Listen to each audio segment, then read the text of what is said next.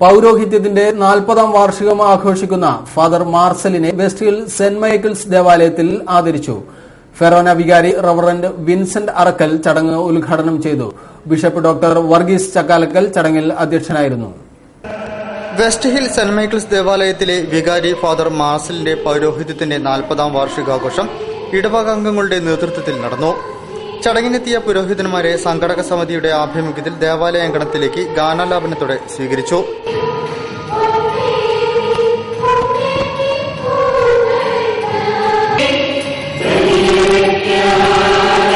ഫെറോന വികാരി റവറന്റ് മോൻ വിൻസെന്റ് അറക്കൽ പരിപാടികൾ ഉദ്ഘാടനം ചെയ്തു. Kozhikode bishop right reverend doctor Varghese Chakkalakal അധ്യക്ഷം വഹിച്ചു. കേക്ക് മുറിക്കലിനെ തുടർന്ന് ഫാദർ വർഗീസ് ആലുക്കൽ ഫാദർ മാർസലിനെ ആദരിച്ചു.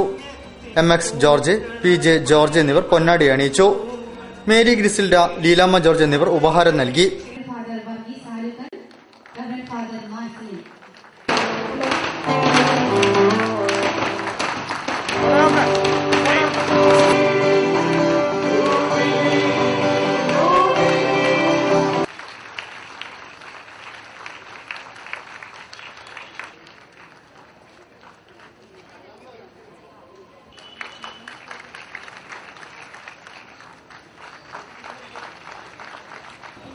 വർഗീസത്തിനും മാർസലിനത്തിനും ജൂബിലി മംഗളാശംസകൾ ഞാൻ നേരുകയാണ്.